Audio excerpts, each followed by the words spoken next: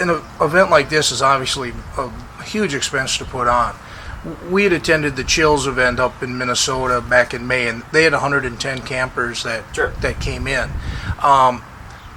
That was a community a few hours from where they're going to play their home games. Sure.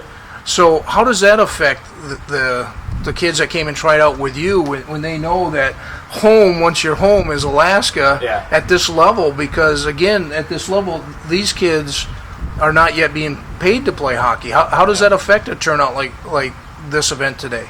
We had a very successful camp earlier in the year. This is a late camp for a North American League team as far as being an open camp where any athlete is able to attend. It's late. Most of the other ones are done a month ago. So I don't know if necessarily what we try to do with our camps is we try to bring a lot of young kids into our camp that we know are not ready to be playing hockey in the North American League this next upcoming hockey season.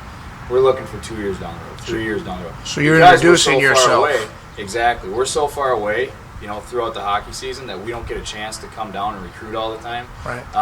So this gives us an opportunity to see the kids, get to know them, introduce ourselves, and shake hands with them, watch them play, and if it's a good fit for both sides, you keep that relationship going, and hopefully it works out. Right.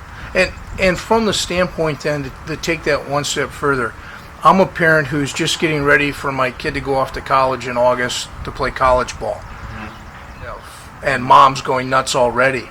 So again, here you're from thousands of miles away talking to young kids about getting them to come to you and play hockey in Alaska. So what's that like dealing with the parents of a prospective player that you're interested in having join your organization? You know what? It's I think it's something where you're either all in or you're not. If they're on the fence about something, I mean, there's obviously we try to help them out the best that we can. If we're recruiting a player and it's so far away, and we'll discuss that with them and say, look, we're not as far away as you think. I mean, it's a 5.5-hour plane ride from the Twin Cities, 6 hours from Chicago. So if you need something, you can be there in a day. Whereas some places, I mean, there's not many airports in some towns where junior hockey is, and it's an 8-9 hour car ride. So it's definitely something that you got to get over that hurdle with the parents. But at the same time, you get other parents, like for myself and assistant coach Sean Fish, who's standing right over here.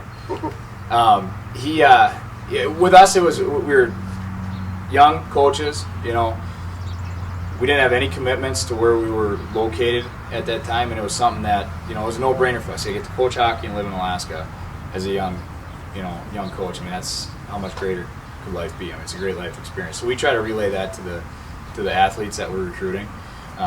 Where it's like, you're not going to have this opportunity all the time. And the guys that come up there, they all love it. They all have a great time, great experience for them. And they don't have a bad thing to say about it, except sometimes the daylight in the winter time, but it's not too bad. But it's usually a hurdle, but we try to get over as best we can.